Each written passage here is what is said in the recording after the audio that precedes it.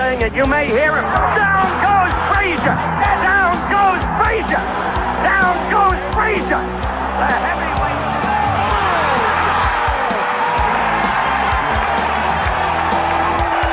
In your life have you seen anything like that?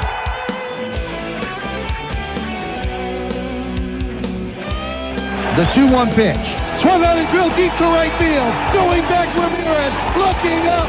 See ya! Home run off the facing of the right field upper deck. And the Yankees have come all the way back. There it goes. A long drive. If it stays fair, home run. Misfires. Passes across the shot. They score! Can you believe it? My goodness!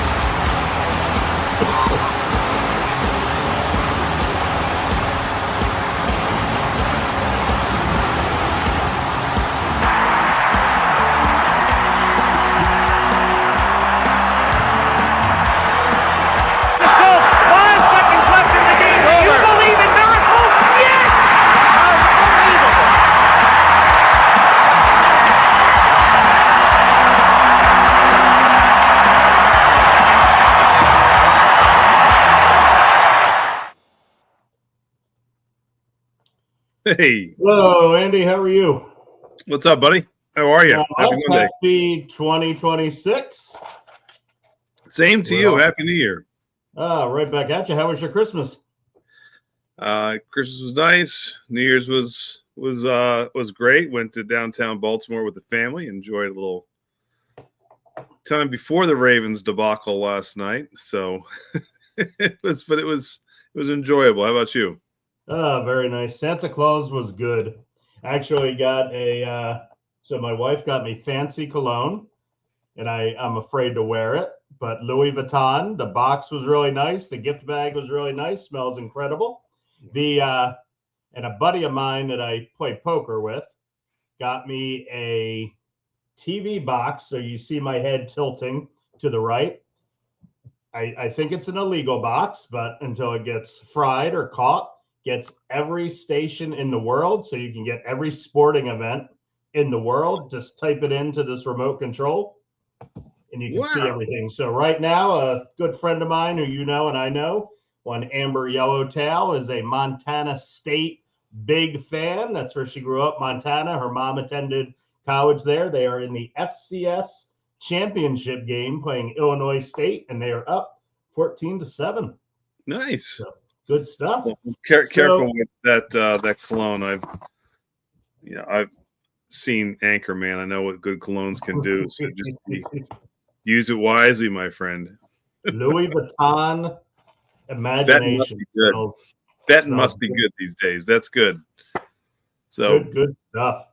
So just want to give a shout out. This is kind of the second week of doing this. Last week, some technical issues, but I don't know if we had any viewers. But again, just wanted to give you thanks for setting up that intro video and walking me through all this. It's I know you had said months ago that just give it a try. You'll probably like it. And it really came from so many people sending messages and texts asking about, sports betting. How do I do it? You seem to post a lot about it. So just figured, you know what? Another form of communication, kick the tires, try it out, see how it goes.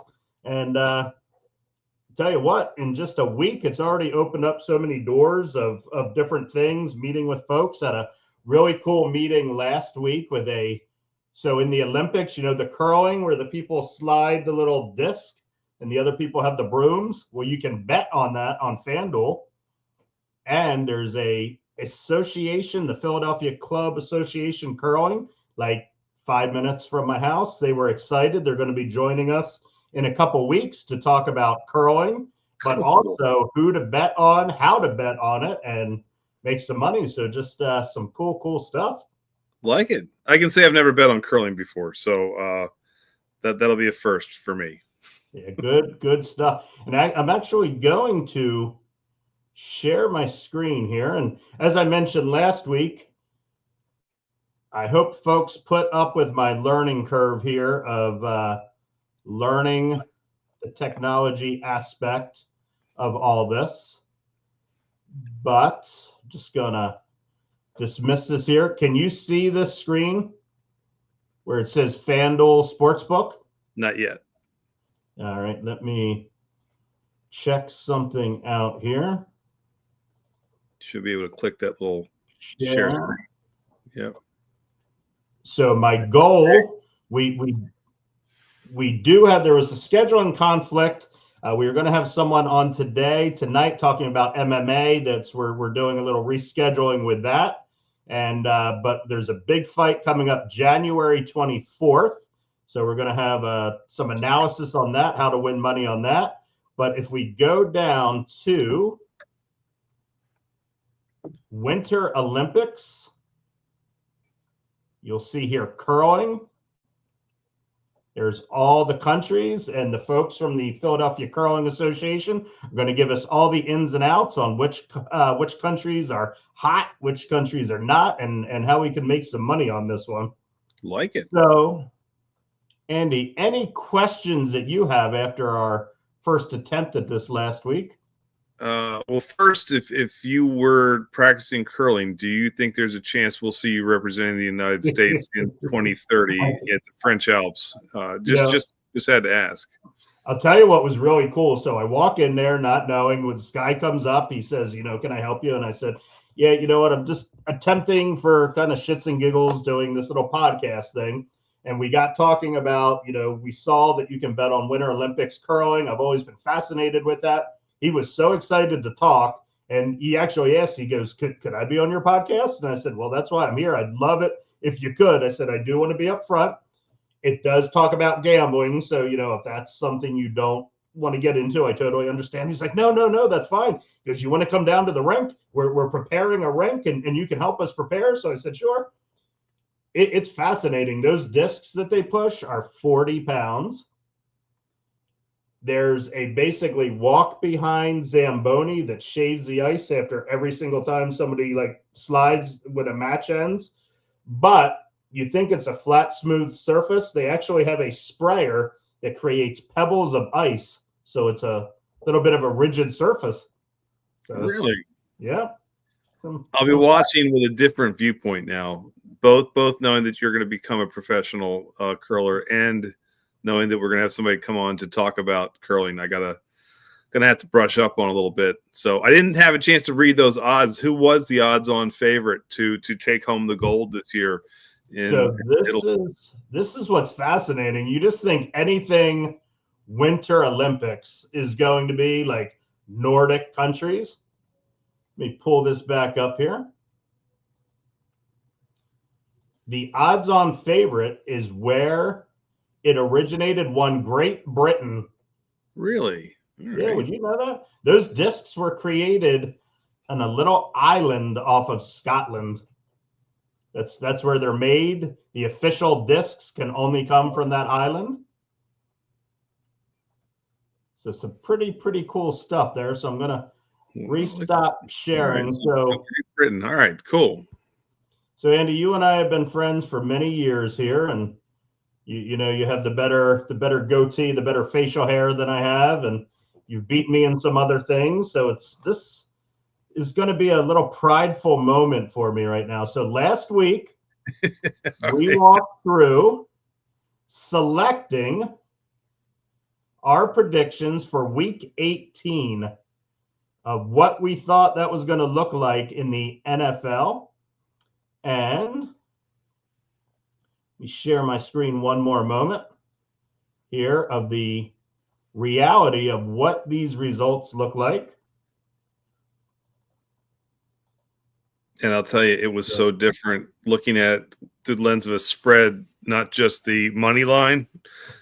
Totally killed me. I know that. There's a lot of red there. There's a lot of red. So we have two columns here. So Andy, as I scroll down, you'll see there's more red on the right and more green on the left. You were 8-15, my friend. Not good. I was 13-10, which in all reality, when you have to pay the juice, but a little learning moment here. So that term I say, have to pay the juice. When you looked at all those odds, you saw they were always around like -110, minus 115. That is how casinos keep the lights on. So I'm trying to find one here that's all right. So the Eagles and the Commanders, you took the Eagles, was minus 110. I took the Washington Commanders, also minus 110. What that means is you basically have to pay 10 cents on every dollar to make that bet. So the casino doesn't care if I take Washington or you take the Eagles. They're making money either way. But this number right here, this 52.4, a lot of people think, oh, if I just do better than 500, I'll be making money. You have to actually do better than 52.4% to make a profit in sports betting. It's a little bit more for me and a lot less for you, Andrew. So I think I'm going to print this out and start a diary and keep this in here as something that I finally beat you in. All right, we'll frame it and because you know what, I see the tides changing eventually. That's just got to get a couple under my belt there. No, honestly, Dan, I'll tell you, I've never before done anything other than just the money line, just voting the game itself. Like that was because I felt comfortable with that. Spreads always like, I don't want to touch it. And I found out real quick why this weekend watching the games. And I'm thinking, they're never going to get to that big. And I also realized I took the over on a lot where you took the under, which, hey, it's late in the season. Some of these outdoor games, weather was a factor in a lot of these places, and it made sense to take the under. So I think I was a little bit aggressive in the overs on a lot of these total scores too. So it was fun though. It was definitely fun watching through a different lens this weekend. So. And what's amazing about it is, so many people, like friends I know, that ask questions about how to do this, and I'll ask them, so who do you like? And well, it's obvious this team's going to win. Well, yeah, it's obvious that team might win, but when you put those point spreads in there, it is unbelievable. Like you'll hear things, people use the term backdoor covers. What that means is, let's say the spread is minus 10. Your team could be winning by 16 the whole game. You're feeling comfortable because you need them to win by 10. They're up by 16. Come the end of the game, the last drive, they don't care. They got the game in hand. They let up. They put in their second, third stringers, and bam, the other team gets a touchdown. That's now 9 points. The underdog covers. That's why it's a sick business. Yeah, and it keeps you going back for more. So but it is fun watching through a different lens. So, and learning these terms, and it's one of those things, it's anything in life. The more you learn, the less you know. It's like, oh yeah, Benny, just throw money on a game, see what happens. You start learning new terms, new ways of making money, hedges and parlays and all these things. What in the world? And it's fascinating just to see this. Not that you want to get sucked down the rabbit hole, but if you do responsibly, it's fun. It's a neat thing to learn about. And so if you're already a sports, aficionado, or so you think you are, it's a good way to kind of see how much you can do.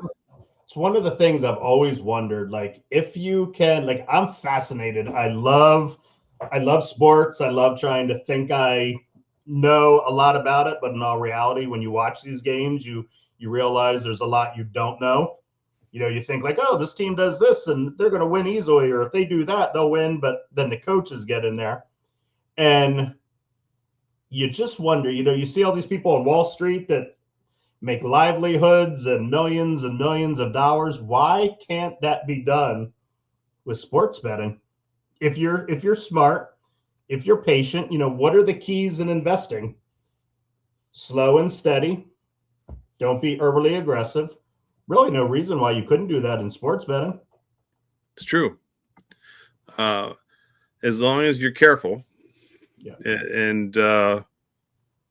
and willing to do a little bit of research. I think that's the other thing that you said last week that I thought was really poignant too, is you can't bet with your heart, because as soon as you do that, logic is thrown into the wind, and you're completely eliminating all the reality of what's actually going to happen on the field, on the court, on the ice, whatever it is.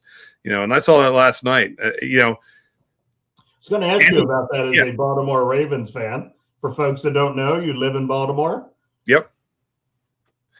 Last night was That was painful. it was painful, but I hate to say it. It sounds terrible.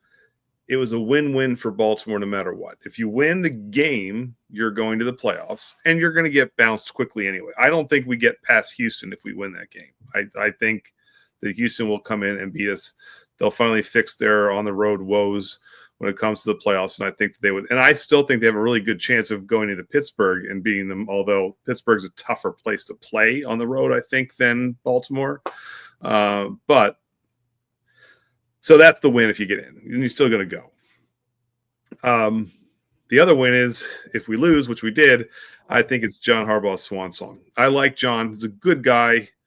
But he's been here forever and a day. He was here at Flacco's rookie season. It takes you back how long he's been with Baltimore. And the message just gets stale. I have a cousin in Pittsburgh who he texted the whole game, and he literally was like, I would trade you Tomlin for a Harbaugh straight up. I'd be like, I'll take that in a second. 2 Hall of Fame coaches, swap seats, new message, new place. I think that both teams need some – I think the entire AFC North needs some new life. I think Zach Taylor is going to sneak by in Cincinnati and stay there. You saw Stefanski was fired today on Black Monday. I think John's – Would you trade Harbaugh for Harbaugh? The difference between John and Jim is I think Jim is not a player's coach. He'll go in there and he will take control of the locker room, which I don't think John does. I think John is very much a player's coach. And I think that's where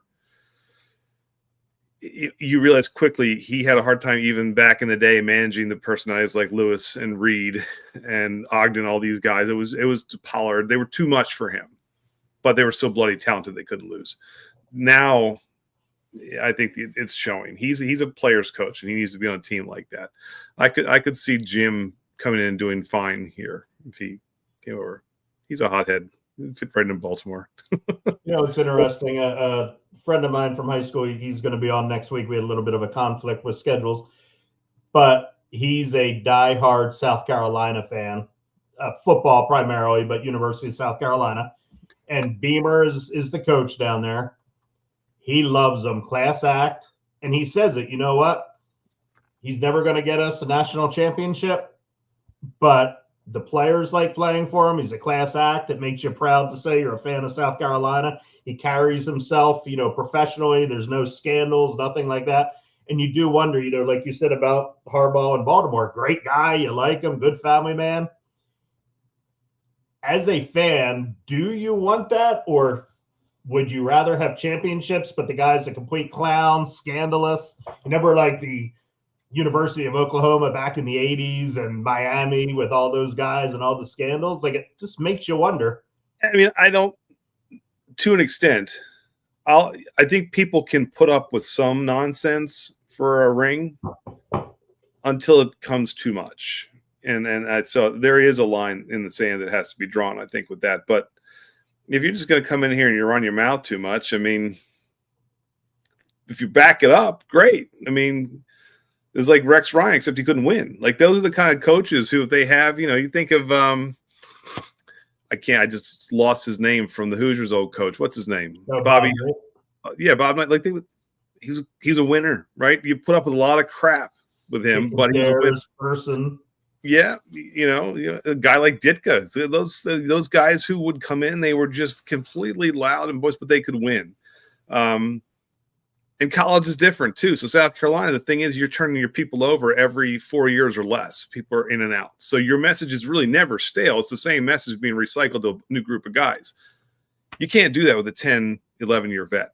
It's hard to do that as an NFL coach, I think, because not only does the message get stale to your players, but to your fan base is picking up on all the same things you've been doing same time, year in, year out, same poor clock management, the same, like when you have different players all the time, you're also changing your playbook. You're modifying for a pocket passer versus a running quarterback versus, there's all kinds of different things I think that go into it. So long-winded way of saying we should have won multiple rings by now in this town. I think it's time to go. We need somebody to come in who can actually do that because we're wasting windows. Dude, that's Philadelphia to a T. I'll never forget. 2008, I had just started a new new job, and Phillies were in the World Series, and my buddy says, "Oh, come down to the, parade." I said, "Dude, I can't do that. I can't take a day off when I just started something new here. I can't get into that. There'll be plenty more parades to go. They got Ryan Howard, Chase Utley. They'll be fine. There'll be one next year, the following year." Dude, they haven't, well, I can't say they haven't sniffed the World Series since then because they did get back into it a couple times, but you got to appreciate it when it comes because they are few and far between. Absolutely right. So speaking of your Eagles, what'd you think about that game yesterday? That was a little frustrating. What I don't understand is the number 2 seed is huge, especially this year where it's so wide open and the number 1 seed can easily lose the following week. Of course, they get a bye this week. You have to know Dan Campbell wasn't going to roll over against the Bears. Playing his former coordinator, your season has sucked. This is your one, if you want to say shot at redemption, but at least something to go out on a high note. So the Eagles had to have known, the Lions are going to play tough. I say you start for a half, you see how the score is going. If it looks like the Lions might win, you keep your starters in. Not only that, the Eagles haven't been playing good all year, so you need the practice. Yeah. So you're not good, and now they're going to be rusty because they've had a couple weeks off. Just made no sense, but that was painful to see the Lions pull that off, and Eagles are stuck playing the 49ers, which is going to be tough. Although I still we'll get to that eventually when we start looking at the upcoming games, but Philly's still got some experience on that roster. They know how to win. I wouldn't write them off against that Niner team, to be honest with you. They have a damn good defense. If they're going to win it, it's going to be because of their defense. So with that being said, I'm going to pull up here, after those 8-15 chops that you took, do you think you're ready to venture into little playoff predictions for the upcoming week? Sure. Because I'll tell you what. I'd rather get the team right. I think I did better with the teams, but we'll try again. We'll see what we'll look at some odds and see. We'll give it another shot. I'm ready to play. I do have to tell you something here. These, when you think about the sports calendar, when you look at it as a fan versus look at it as a gambler or sports bettor, as a fan, October is probably the best month. You have the NFL, you have college, you have the baseball playoffs starting. Technically, the NHL starting. I guess the NBA is now starting. It's pretty much all sports at one time, with baseball being, the highest part of their season with the playoffs. But coming up this week, you have college football playoff semifinals, playoff weekend. This might be the best 4-day stretch from where you combine sports gambling and a sports fan. I agree. It's funny. Unless your team is in the Super Bowl is just a spectacle to me. It's just, there's a million other things going on from commercials to halftime shows to celebrities. It's just a big event. But Wild Card Weekend is the most fun weekend, I think, in football, period. Because there's all these games. It's one and done. Everybody's it reminds me a lot of opening Wild Card Weekend for baseball too. Well, March Madness is another one. But the earlier rounds of March Madness, you always want them more because you want to see who's going to upset who. A 16 seed's not winning the whole thing, but man, if they could take out the number one just once, how exciting would that be? And then you got games from 11 a.m. till midnight. Yeah, the early rounds of playoffs always seem to be the best. And the championship round always seems to be disappointed. Yeah. Because you know what it is? They're standalone games. So if it's a boring game, you're screwed. Yeah. And there's nothing else to root for. That's why I hate that the NFL. Montana State is up 21-7. That's why I hate that football is going more and more to a Thursday standalone game, a Saturday standalone game, a Monday night standalone game, a Sunday night standalone game. It's leaving Sundays 6 games to choose from, 6 or 7 games. And if you look at those schedules, and especially as the season goes on and teams are out of it and they're not really trying, I'd take the NFL in the 80s any day over what we got now. That's a topic for a whole nother show. But if you think, and every generation will have their, my heydays, I can see my dad talking about going to Three Rivers and watching, Clemente and stuff like that. But 80s sports, because of the way it came with the big market games and the TVs, I didn't care who it was. You just looked forward to watching basketball, hockey, baseball, football, the games, because that's all you had to choose from. And they always seemed to pick the best games. Like it was just, you had to be good to be on it. Yeah. So one weekend you're watching, Gretzky versus Lemieux. Then the next thing you're watching Dominique Wilkins against, Michael Jordan, and you're watching, Marino against, Jim Kelly or whatever. I mean, it was crazy, these matchups, and you ended up falling in love with players of that era because you were also allowed to play back then. It was a heck of a lot more physical in all the sports. It was pre-percussion protocol, and when guys could actually hit, no Tom Brady tuck rule, all those things. I mean, it was rough and tough sports, and I liked it. It was fun. Even baseball has gotten a lot softer. The guys used to take each other out on double play slides and things. It was. If you got hit by a pitch, it was a bench clearing brawl. Yeah. And sometimes people didn't get kicked out. I mean, you get away with a lot of stuff back in the 80s. When you were playing. Hockey's the only one left that's still pretty much the same. But man, it's just, that's a whole nother topic, but that was fun. I mean, that was, there was a what do you call it? A reel or a short or a meme or whatever the other day. Jim Leland, when he coached the Pirates, it said when managers had their pitchers at 150 pitch count, and snuck a few puffs in the dugout, and instead of having a cigarette in the dugout, and the pitcher was up to like 138 pitches. But you know what? Their arms weren't falling off. They weren't having Tommy John surgery. Well, and things are different now. We're creating statues that are out there, these Roman gods on the field, but they break easily because of all of I think it's the combination of all the supplements and all the weights and stuff like that. They actually become a little bit less brittle than these corn-fed guys like Nolan Ryan who could go out and throw 105 miles per hour in his 40s and not even ice his arm after the game. And he didn't lift weights. He had this really specific workout regimen that was all kind of like just body weight, like exercise. And you can see him like flipping those big tires and stuff like that. Like they were old school gritty guys, man. And they could pitch forever. Like it was steak and a gallon of milk for dinner when they were done working out. Absolutely. They used to, Cal Ripken's brother, not Billy. He has another one, Ryan Ripken, who does a lot of sports talk radio here in Baltimore. And was talking about how the guys would laugh because how did Cal do it? And they're like, he worked out a lot.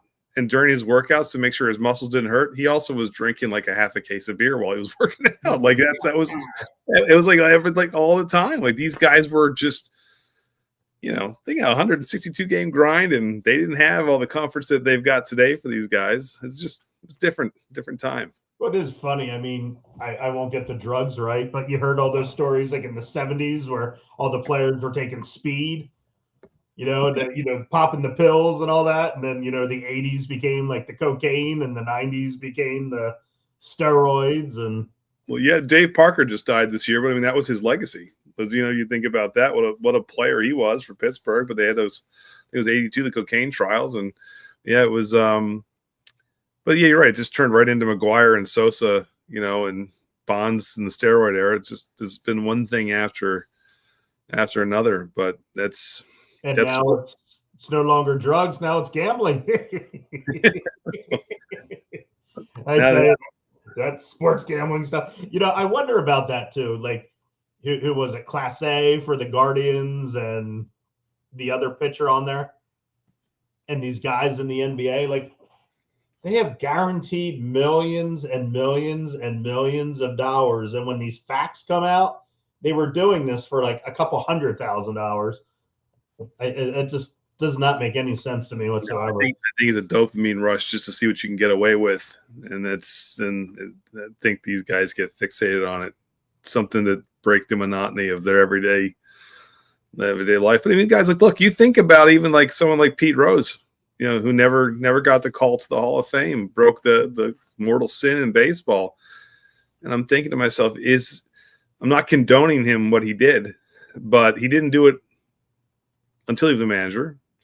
And is it worse than, you know, Barry Bonds not having an asterisk next to his name for breaking the home run record? Like, I can't tell. Like, neither one of them are in the Hall of Fame, obviously, but I mean, there's been stuff like that throughout sports. Gambling seemed to be that cardinal sin, that one thing you cannot break. It's funny though. People will say to me like, sports gambling's ruining all these scandals, all these. There's actually, I look at it like this, and people that know a hell of a lot more than I do have said the legalization of sports gambling is why these people are getting caught, because now everything is monitored with technology and AI and all that. If they see any little weird blip where all of a sudden people are starting to put money on, you know, like a Class A, that's how he got caught. All these people started realizing, like, why is all this money coming on the first pitch being a ball when Class A comes in?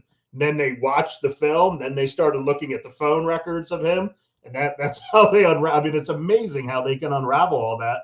But this is so monitored now that it's actually safer for sports to keep it more, you know, keep the integrity in there. It is in some. I mean, it's crazy because you can literally bet on anything now. But it's bringing to light sports that, I mean, come on, 10 years ago, do you really think we'd even be sitting here having a conversation about betting on curling?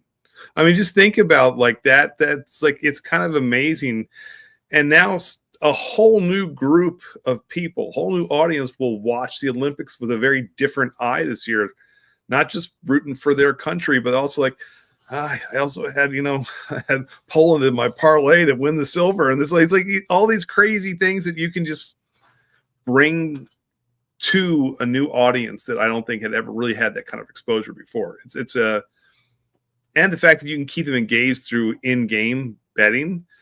So even if you're like, you know, because if you feel like you're out of it from the get-go, then that game becomes boring. But, well, maybe I can do something in the game. The next person to score, next pitch is going to be a what? Like that kind of stuff it's ingenious, and it's another form of marketing where you're just going to make a lot of money off the marketing. Tell you one lesson, though, do never chase your losses. So if you have a game and it's decided, you can tell, don't sit there and say, well, you know what, I'm going to load up on the other team and try to hedge. There's a way to be profitable with hedging, which we can talk about in another week. But just take the loss. Say, you know what? I'll live another day. Restart over tomorrow or next week. But Following your losses, you know. Oh, I have Montana State. They're losing. Let me double up on the next game. I'll get a bet. Don't ever do that. Don't worry. I'm first of all, I'm following you.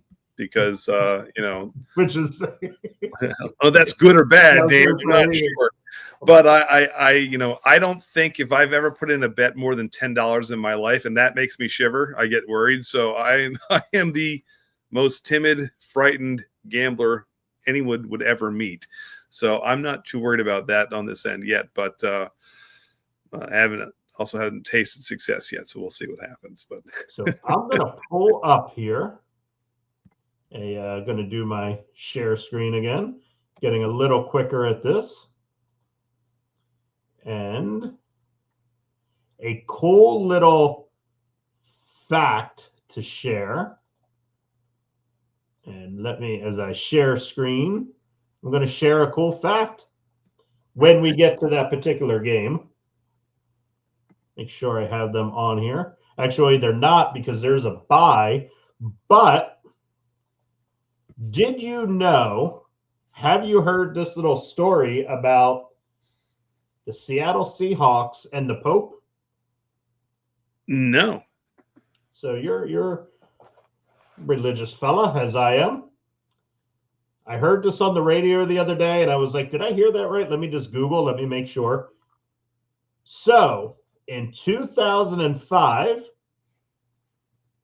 Pope Benedict was replaced with Pope St. John Paul II. That was the Seattle Seahawks' first appearance in a Super Bowl. 2013, Pope Benedict renounced the papacy and was replaced with Pope Francis. The next time the Seahawks were in the Super Bowl and they beat the Broncos, what happened in 2025, Andrew? Pope Leo. Pope Leo the 14th. So there's a little, get you wondering, do you just put all your eggs in the papal basket and take Seattle to get to the So you don't want to vote with your heart, but you can vote with your religion. So I like where you're going with this, Dan. It's completely different. A new curveball for everyone to learn tonight. I was looking to see if there was any white smoke or black smoke coming out of my monitor as I talked about that. But yeah, Leo's a Chicago fan. I don't know. Maybe he might. Maybe you put your money on the Bears. I don't know. We'll have to see what happens. Yeah, and he went to Villanova too, so big Villanova fan. And he was there for the White Sox last World Series win. Yep.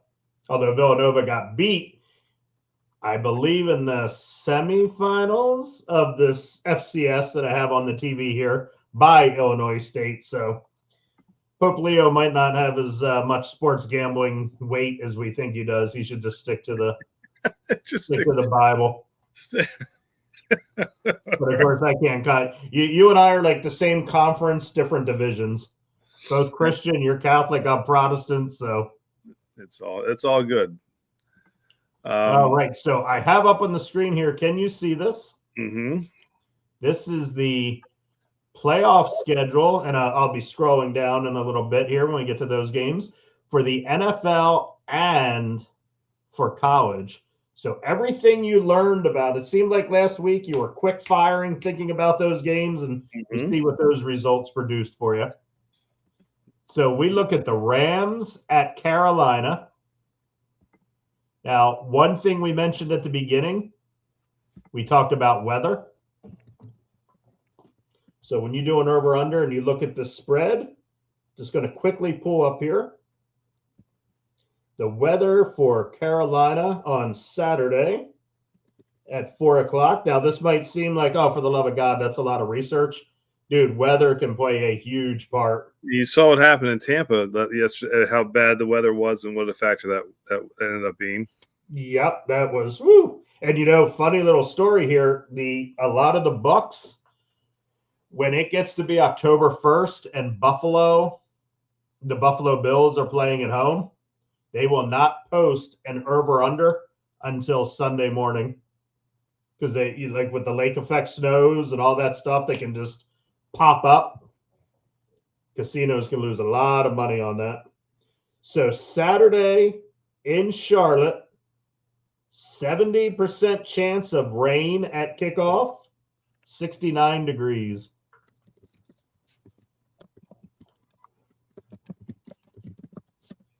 So looking at this spread here, and I just realized that if this was the real spread, Vegas would be losing a lot of money because we had the Rams plus 10.5. That should be the Rams minus 10.5. So do you know what that means after your lesson from last week? After my lesson from last week. So the Panthers can still lose the game and you can win the bet as long as they are under that 10.5 point spread there. Yep. Where same goes in reverse for LA. How am I doing? Are you a math guy, Andy? Do you like math? Oh, I hate math, but that's okay. I can I fake it till I make it. So yeah. All right. So what Vegas is saying, a little way to figure this out. Kind of have to do a step by step. Over/under's 46.5. So 23. What are they saying? 30. They're saying the Rams are going to win by 10, and it's going to be 46.5. So 30, what's that? 25 to 15, 28 to 17 is what they're saying the score is going to be. And what are your thoughts on it? You agree with that? So Do you think Carolina can score more than 17.5 against the Rams? I don't know. I think Carolina's only chance is they're going to have to really control the clock. I think they're going to have to, and that will take the points off the board for the Rams. But I mean, and what do we know about the weather? It's going to be rainy. That's right. Stafford's having an MVP year. The odds are not in your favor, Katniss, if you're a Carolina fan, but you still do have. I think you have a chance, albeit a slim one, I think. But yeah, I still think LA wins this game. What are your thoughts? So my thoughts and another strategic. So with the whole sports gambling, it's all about bankroll money management. You don't necessarily want to say, all right, I need to take a side and I need to take an over under for every game, because the odds are you're going to end up losing or you're going to break even. And we all know if you break even, you actually end up losing because of that whole minus 110. So one thing when you look at this, that's a big spread. It's a big spread with a road team. So that's always something to think about. The home team, is there a home field advantage? But we know Carolina is going to want to take the air out of the ball. We also know if the Rams get a big lead, what are they going to do? They're just going to milk the clock to get the game over so nobody gets injured. We also know it's going to be raining. I say just take the under. I think I would go the under too, because like I said, control the clock if you're the Panthers, if you can. Heck, if you get one or two turnovers, I mean, I don't think we're going to see the repeat of him throwing 3 interceptions again. But if you can pick off Stafford once or twice, you're going to keep the game close. And I take the under as well on that. I'm going to go with you on that. Somebody once said to me, nobody's holding a gun to your head. You don't have to take anything. If you don't, that's another key thing. If you don't have a feeling, you know what? There's enough that you can bet on, enough days in the year, enough years, hopefully, knock on wood in our lives. You don't have to bet on every game. That's where a lot of people lose money too. They think, oh, this is a national broadcast game, I have to bet on this one. Meanwhile, there's like 6 other games that are real easy to figure out that aren't on national TV. That's where you can make your money. All right, so we got Green Bay at the Bears. The Bears. I miss Chris Farley. Did you ever see him do John Kruk? Yes, easy. That's phenomenal. I actually cannot turn down a Chris Farley clip if I ever see one come online. I gotta watch it. It's just okay. Him and Phil Hartman. Those are the two. Eddie Murphy was great. Everybody loves them, but give me Chris Farley and Phil Hartman. I think 2 of the best on SNL. No arguments on that. But yeah, Farley will always be my favorite. Packers at Bears. I don't know what it is about Green Bay. I like Green Bay. I do. And I know that this is a road. There's always a nice little upset, I feel like, in football. I feel like it's a winnable game against Chicago. I know 7 beating the 2 is not always probable, but they're both cold weather teams. Weather won't be a factor for either one of them. The Packers are used to this kind of stuff. I think 36 and snowing. I mean, that fits right into both of their hands, to be honest with you. So it's not like it's going to be a detriment to Green Bay in any way. So I think it's a close game. I think this one's going to be one of the closest games of the weekend. So would you say you're not going to touch it because it's a pick 'em?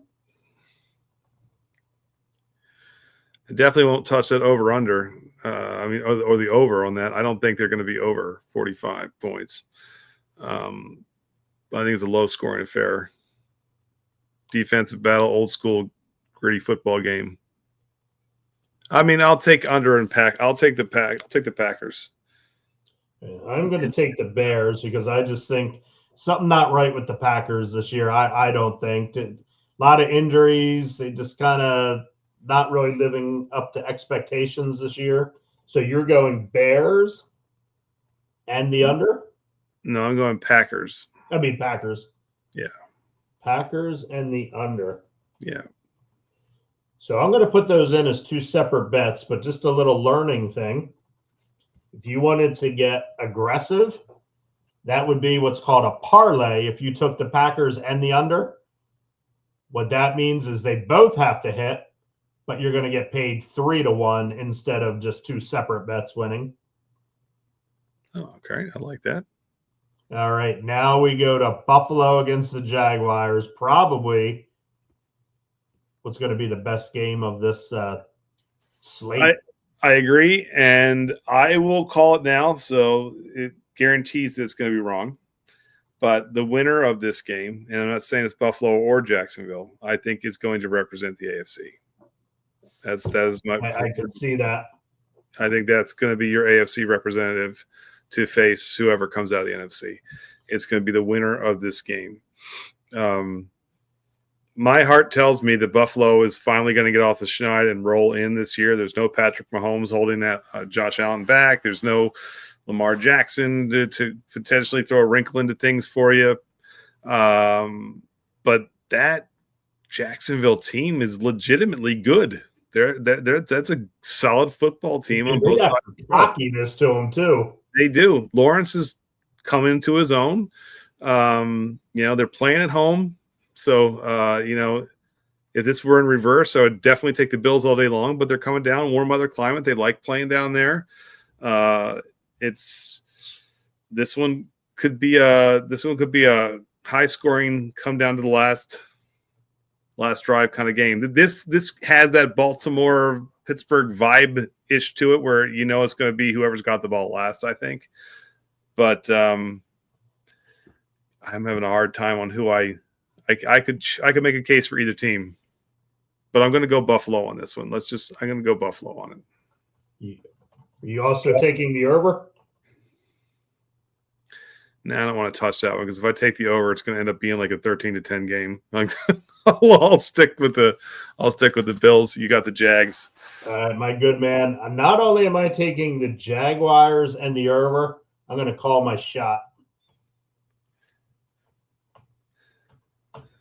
You're even 31 to 27, which you can, as these games get later and later into the playoffs, you can bet the exact score. The odds are ridiculous, but my God, if you hit it, you'd be a happy camper.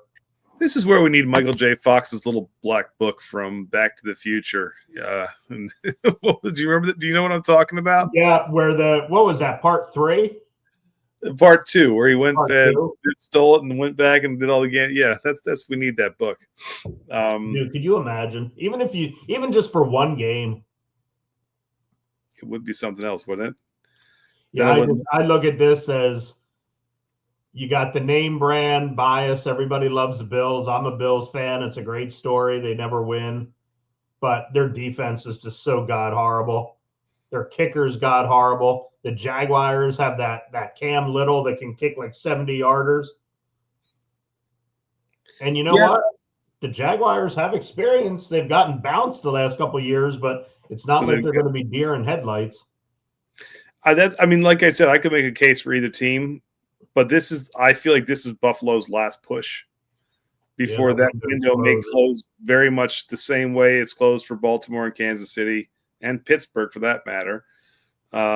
I see the windows opening for teams like Houston and Jacksonville and New England. I think they're just going to get better.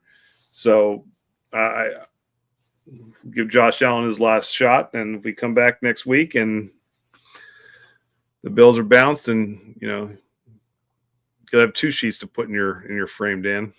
Dude, it's going to be so annoying. It's weird. It's going to be so annoying if New England keeps winning, but I don't look at them as the same New England as when they had Tom Brady and Belichick.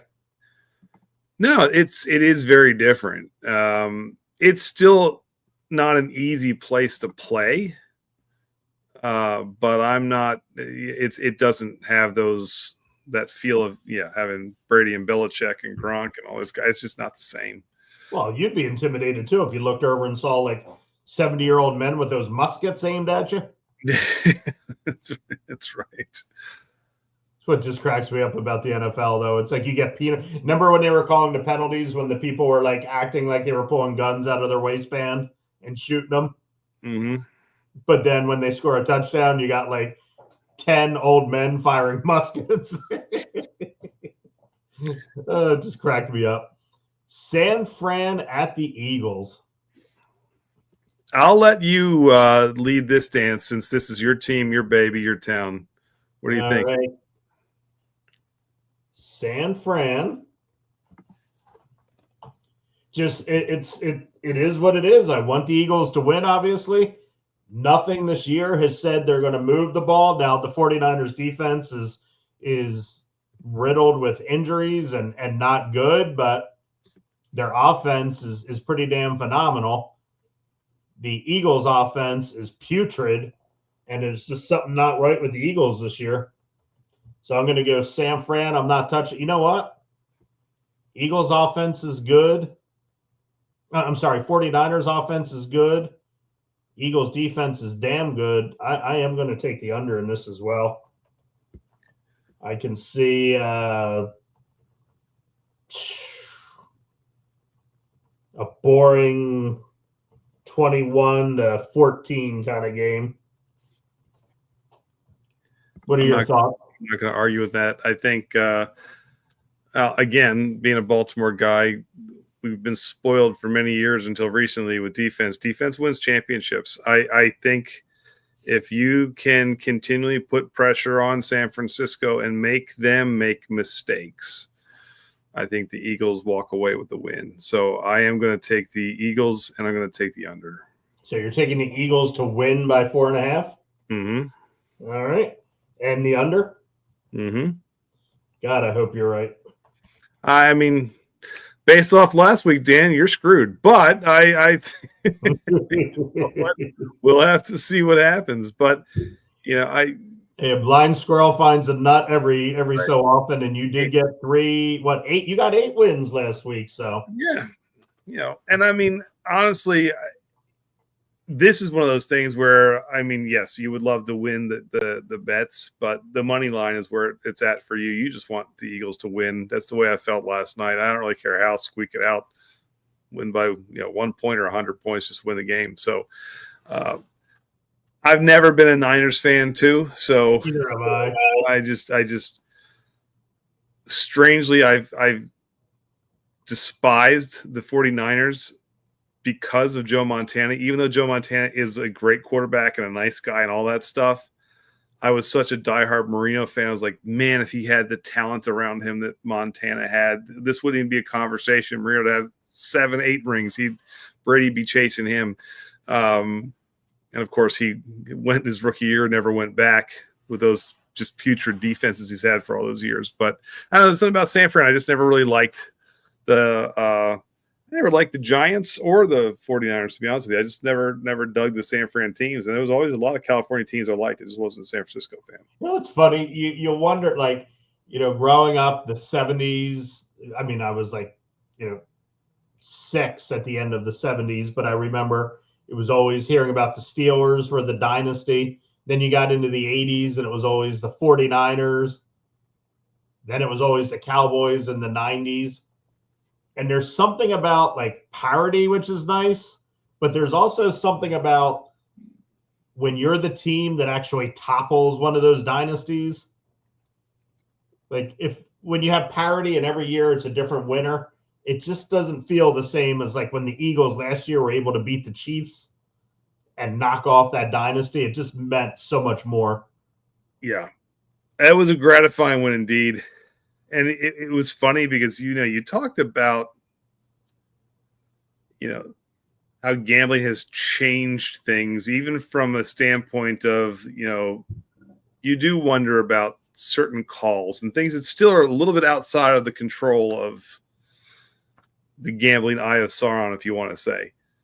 And everyone I talked to last year said the same thing. The Eagles are not going to have to win. They're going to have to win big, because they're going to be fighting the refs. They're going to be fighting the NFL pushing of, Kansas City to kind of be Taylor Swift and Travis Kelce. It was just so much that it was like, you better win big or you have no chance. If it's a close game, that flag's going to be flying all over the place and it's not going to be in your favor. So I was just happy to see them come out and just pummel them last year. And it did. It just ended that dynasty run. It's over. It was done. And so did that end quick? I mean, they were not even close to this. They were just almost straight up embarrassing this year. Yeah, I didn't think they were that good last year. The teams that they beat themselves. It wasn't the Chiefs were that good. It was almost like, how can we trip up ourselves before we when I don't think they were as good as people. Of all the dynasties, I wouldn't put Kansas City in with those. You put them against the teams like the Cowboys in the 90s or the Giants or the 49ers of the 80s and the Patriots under Tom Brady. I think they whip them all. I don't think the Chiefs were ever that great, but numbers don't lie. You can say what you want. I can have my feelings, but I mean they won, so you can't take it away from them. Which it's funny when you say the teams they played weren't really that good. We now look at the Chargers against the Patriots, and the Patriots have had the easiest strength of schedule by pretty big margins. Yeah. So now it is potentially deer in headlights with Drake May against an established. Justin Herbert's been there now a couple years. Mike Vrabel's a great coach, but Harbaugh, a good coach. This is going to be a fun game to watch. I think if New England gets through this week, the lights will get too bright for May. It's early in his career. He's going to be great. I'm not sure if I'm picking the Chargers to come in there and upset them out of the gates, but I don't see the Patriots moving past a win this week. This is one of those, you look at it and you think, oh man, Herbert can move the ball and the Patriots can move the ball. You're going to turn that game on and it's going to be like 10-7 at halftime. Yeah. The Patriots always do that annoying stuff. I think the Chargers have to get up early. That's what they have to get. I mean, honestly, it's funny with my on a best love for Joe Flacco. Every time he walked into Foxborough and got up early, that's when you knew that, okay, you've just put fear into a place where they're not used to seeing that. They're not used to playing from behind, especially in the playoffs. So if the Chargers can strike early and strike fast, then yeah, I think the game is theirs for the taking. If the Patriots jump out to a lead early, May gets a little bit of confidence under his belt. And again, they've got a complete team on both sides of the ball that can control it, even though they haven't had a very tough schedule. They have played well this year. I think that they'll win the game. Plus, they're at home. Foxborough's a tough place to win too. It's not, I look at certain stadiums. The one coming up is a tough place to win. The game after that, certain stadiums are not. Like, no one's going to go to Jacksonville and just fear for their lives because, oh my God, we're playing the Jags in Jacksonville. But Foxborough's one of those intimidating. Yeah, Charlotte's not going to. No, I've been to the Charlotte place. There's more Ravens fans there than Panthers fans, and they're all nice there. They're all, hey, you want to tailgate with us? Can I buy you a beer? It's like, sure. Nice Southern hospitality. It's like, go to Pittsburgh, they're throwing stuff at you. Or you go to Philly. Those are intimidating places to play. That's why I can't. That's one of the things that disappointed me about the NFL. Like, LA, they don't care about the NFL in Los Angeles, but they always try to put that round peg into a square hole and force it. San Diego, they had such a loyal fan base there. Now, obviously, San Diego is not LA from a size standpoint, but my God, you watch those Chargers games, it's all the opposing team fans. You watch the Rams game, it's all the opposing team's fans. It blows my mind with and it's literally, you've got bookends on both sides of the coast. DC and LA are so similar when it comes to sports. Yeah. Take away the Capitals, because I will give DC credit. They love hockey in DC. It's a hockey crazy town. they could care less about baseball. They've had 3 franchises now, and who knows if they lose the Nationals again to the Redskins too, or the Commanders have a nice fan base, dating back to the Redskins days, but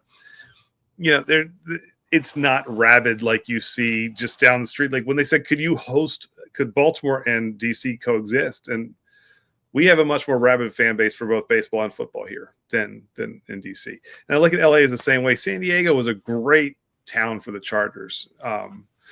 Even the Padres, like they support that team. That's a team that they're always a bridesmaid, never a bride. I mean, they look good on paper every year. They don't win the thing, but they support them. Yeah. San Diego is a cool sports town, and it's just a shame that they weren't able to make something work there. It's like Las Vegas. Now I understand, Las Vegas, all that money, all those travelers, but dude, they're not going to get a loyal fan base. That's going to be all the transient fans that go out to watch their team play. But you don't need it in Vegas. I mean, that's the thing I learned about Vegas is because I remember when the Knights went to Vegas, and I'm thinking, hockey in Vegas, it's never going to make it. Like that's going to be over before it starts. And it is the coolest place to see a game. I mean, it is NHL hockey with a show. Like it's unbelievable. I mean, it's just the lasers all over the place and the things they bring onto the ice. They've got a band up here and cheerleaders over here and people going. I mean, it was nuts. Dude, how about that baseball stadium? Have you seen the artist rendering of that? I have. I mean, it's gonna be unreal. And I mean, again, my heart goes out to Oakland fans, but no one's going to go to Oakland. Yeah, for tourism purposes, or to go like, I gotta go see Oakland. So you're either a diehard A's fan or you're not going to the games. But when I went to see the Jets play in Las Vegas, it was at least a third of the stadium, maybe more, were from Winnipeg, and they're like, it's sold out all the time in Winnipeg. We can't get a seat. There's only 13,500 in that entire arena. And it's a quick flight to Vegas. It's warm. It's fun. It's Las Vegas. We make a vacation. They took the whole place over. And every team that comes in does the exact same thing. So I can see that happening for baseball as well as it happened for hockey. And it's happening for the Raiders. I mean, it's Vegas is a cool place because it's a destination. No one goes to Vegas for any other reason than to be entertained. It's just another form of entertainment there. And it's going to constantly draw people in. But you do feel for the old Oakland A's fans, for the Charger fans, for the old, even the Raider fans to an extent, but they were the Oakland Raiders before the LA Raiders. You see how quickly LA lost them too. And it's just, I would love to know what the NHL would need to do to like catapult. I mean, it's always going to be the NFL and Major League Baseball rule the roost, but like for hockey to maybe catapult to third, it's such a great sport. And you talk about playoffs, dude. NHL playoffs might be the best playoff from like a heart pounding. Oh my gosh. And it's amazing. Well, what they need to do is what they won't do. I mean, honestly, I prefer college basketball over NBA basketball. That's my personal preference. I like college. I'm right there with you. The kids have heart, and it's just you love watching them play. There's something about it that's just amazing to watch college basketball. But the NBA, the way they promote it is insane. They promote the WNBA more than they promote NHL hockey. And you'll never get that many seats in a WNBA game, ever. But they're going to promote both of those leagues twice as much as they'll promote the NHL. Gary Bettman's great commissioner. He does a good job of keeping this game relevant. Anyone who sees a hockey game in person will fall in love with the sport instantly. And you've been there. You've seen Philly is a beautiful place to watch a game. I was there last year to watch the Jets and Flyers play. So much fun. It's fast. It's not a bad seat in the house. The rafters are packed. The people who are there want to see hockey, and they're very passionate fans. Hockey has a very rabid, loyal fan base. They just need to build it, and you can't build it if you don't market it, because everything is you turn on your ESPN app and you can watch any game, but you're not going to see it on ABC. You're not going to see, unless they do the outdoor games like the Winter Classic games. They're not pushing the NHL very much. They don't push it at all, and they will push the other three sports much That's almost become stale. Like when that first happened, the classic outdoor thing, it was so cool and unique, but they forced so many of them that you kind of I forgot about it this year. Well, and honestly, it's because of the way those stadiums are set up. I like watching people on top of the boards. Like you like seeing the crowd right behind it. Like that's part of the electricity of hockey. It just feels out of place. But aside from that, like even last year, the Four Nations tournament, like, I mean, hockey is so much fun when you get into it. You just have to get more. It's also not a sport that kids are running out playing all the time either. You're going to see more kids on the basketball court in America than unless you're up north, skating in a rink playing hockey. I think that's a huge thing. I mean, you go anywhere, there's a basketball court. A football, all you need is a piece of grass, or God, you can even play on the street. There's a baseball diamond. They're all there. Hockey is a little bit more. But again, I still think it comes down to promotion, because if you think about another thing, golf is much more widely viewed and popular because it is marketed and promoted so much more. I mean, hell, I'm watching the TGL the other night, in the indoor stadium in Tampa, the Tiger Woods created league where they're doing the Top Golf with the real. You've seen that, right? Yeah. And I'm watching. I'm like, God, this is cool. But I mean, I'd rather go watch a hockey game. But this is what's on. This is being pushed like these. So it's marketing is just massive when it comes to why the big three are where they are and why the NHL isn't quite there. The other thing is salaries. They don't pay them like they pay the others. No. You don't make close the amount of money. And not only that, but you're getting into finite things now, but they do make a big difference. The Canadian players with the currency exchange rate, they're not making as much. So they're not, like, if Canadian teams were really super strong, that would make hockey more popular. Yeah. But when, you just don't have Canadian teams winning the Stanley Cup. They haven't won since 93? I think it's the Montreal Canadiens. I mean, I was in high school the last time a Canadian team won. It's insane. And they've got tons of talent. I mean, you got Draisaitl and McDavid playing, and Austin Matthews up in Toronto. I mean, last year the Jets were Presidents Cup. They're going to be the first to go from worst to worst in a year because they're dreadful this year. But I mean, the Canucks are good this year. Calgary's got a team that could cause some damage. I mean, but yeah, it's a different vibe. Quebec would get a team back. I do too. I love the Nordiques. They were cool, and I like the Whalers too. Like, it was cool having a team in Hartford. Like, it was. I liked having certain places. It's nice to see that spotlight in sports for them. That's why I knew it was going to be a complete and total failure in Atlanta with the Thrashers. I knew that Arizona was going to be a complete waste. Surprisingly, hockey makes sense in Florida because it's so bloody down from the Northeast. Yeah.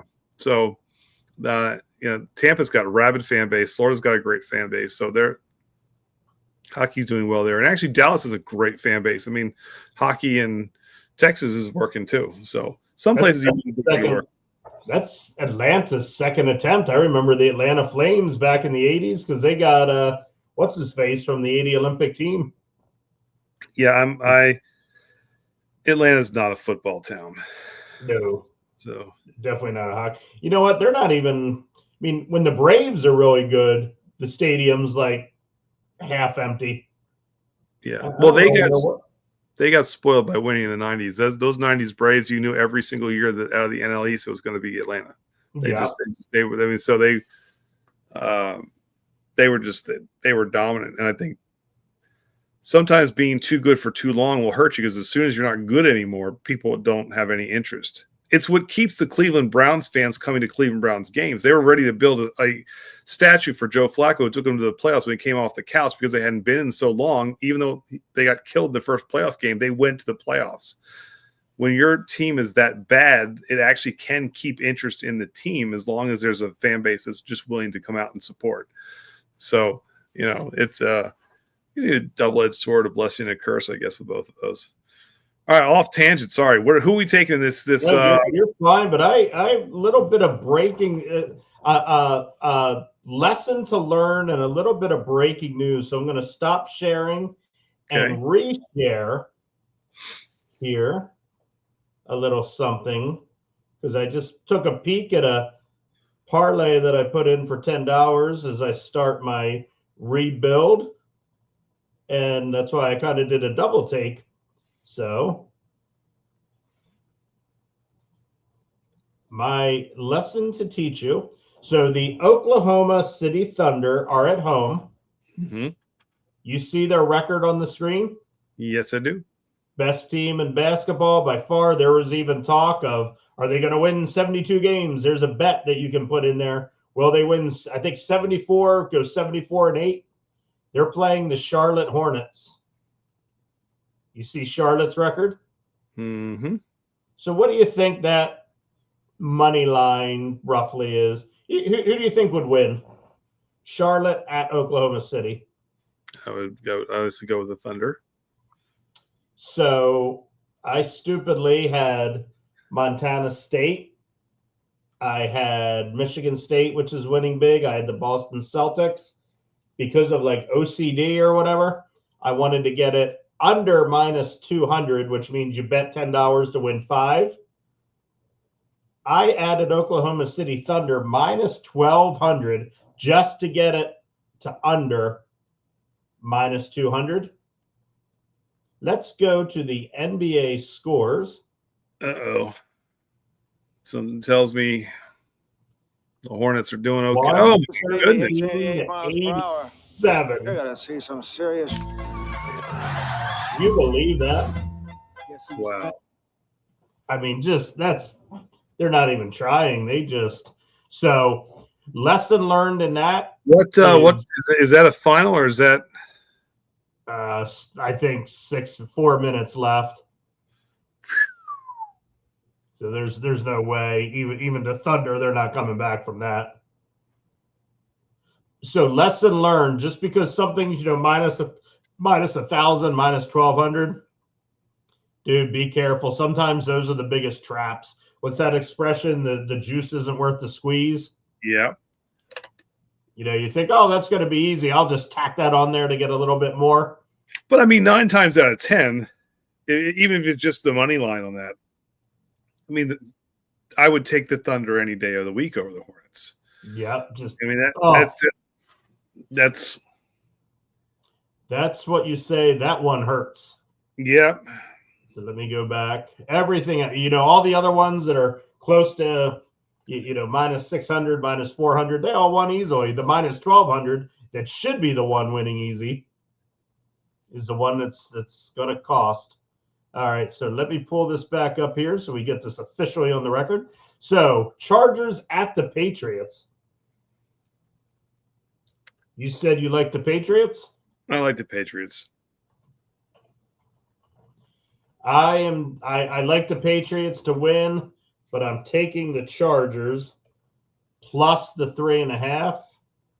I'm going to say Pats 27-24, but Chargers cover. All right. And I'll go, I'm just going money line on that one. So I'm just Patriots to win. Here's where things get interesting for me, too. Pittsburgh is such a fraud.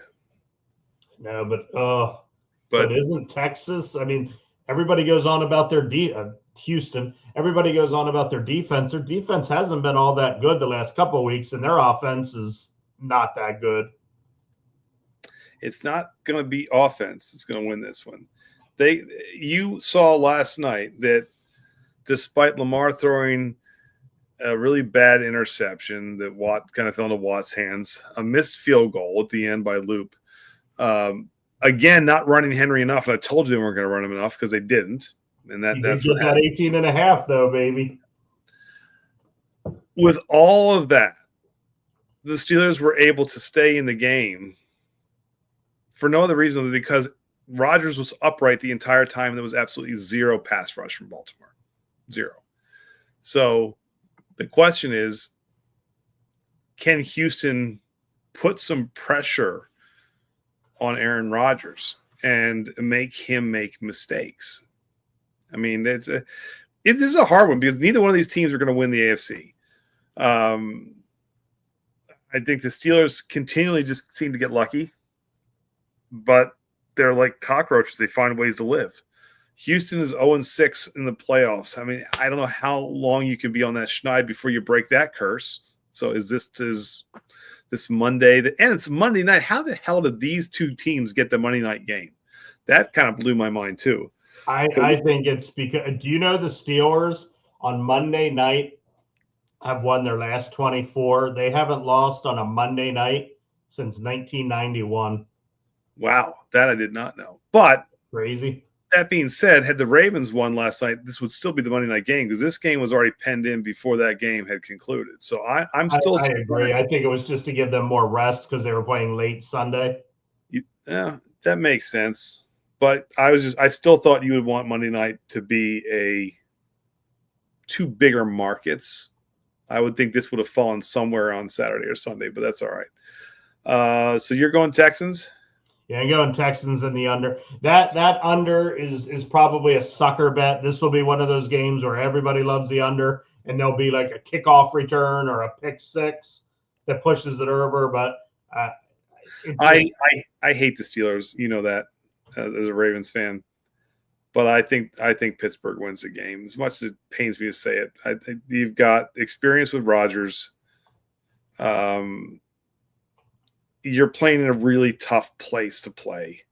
You've got an 0-6 playoff team coming in who's used to playing in the friendly confines of the Dome in Houston. It's a recipe for Pittsburgh to win. As much as I hate it, I think they're going to win. But me being bad at betting, maybe this is reverse psychology where this is actually a good way to actually get the Texans to win. So there we go. We'll see what happens. So this is, you like the Steelers to win outright. Yes. That's plus 152. So I'll just use 100 for the sake of simple math. You put $100 down on it. You could put $10. You could put $1. But if you put $100 down on it, you'd get your $100 bet back plus $152. Or you can take the Steelers plus 3.5, which is juiced. A lot of people are putting money on the Steelers plus 3.5. So if you put $100 on that, you'd get $85 back. But you're getting 3.5 points to play with. That's true. It's got some sort of Boswell field goal attempt written all over that one again too. I'll do money line there as well. All right, now we get to, which I have to say I'm pretty damn excited that there's some new blood in the college football playoffs. These should be really good games here. The U against Ole Miss. I mean, I loved watching Miami bounce Ohio State. Ole Miss is a great story too. And I love seeing Lane Kiffin. I love seeing Ole Miss win without Lane Kiffin because that kind of takes a little of that shine off of Lane Kiffin's ego. I don't know. I'm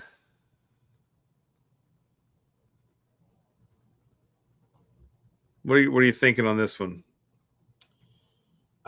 Miami's defense is, I mean, they got a professional, they have an NFL defense. I think this might be a little bit of a cakewalk for Miami. I'm going to go to the Hurricanes minus 3.5. I'm going to say U of M 32. Ole Miss 17. Not a close game. I also think Miami's going to win. I'll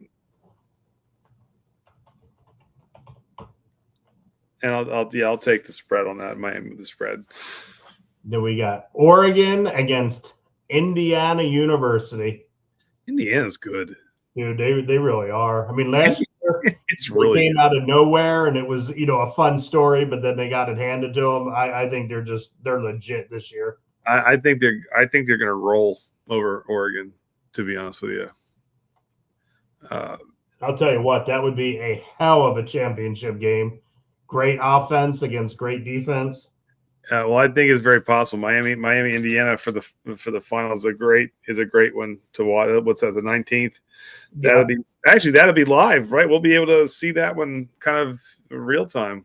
So that's right. That's kind of fun. I'm going to go Indiana on that. I mean, they just destroyed Alabama mercilessly, and I think that Oregon will show a little bit better, but not by much. So, and I think they're a little bit of a fraud. I don't want to say fraud when you're in the semifinals, but something about Oregon, I just don't. Well, if you're not a fraud, guess what? Prove it now, because you're facing right now the best team in college football. So it is going to be very interesting to see how you do, and a week of thinking about the weather aspects and the other parts of it. If you improve your game, Andy. All right. Well, we'll see. I wouldn't hold your breath, Daniel, but I'll do my best, and we'll see what happens. Alrighty. Well, always a pleasure talking sports. Doing a little bit of education on the sports gambling market here. Another fun episode of Winners and Dinners, Daniel. I enjoyed it immensely and looking forward to next week. We'll have and lots more football to talk about, which would be great. But maybe we'll touch a little bit of some early as we're getting ready to head into spring training next month. Maybe we'll take a little MLB too and see what those odds look like. Yeah, maybe see if we can. There's some sucker bets or some good ones to put down to see who can hoist the World Series trophy. So maybe we'll talk that too. And I tell you what, I'm going to get the plug-in put on here so we can do some live bets online as well. The geolocator. Love it. Be fun to have that up here as we're talking. Alrighty, have a good night, sir. You too, my friend. Until next week. Talk to you later. Eat big, win big, dude. I'll talk to you. Bye.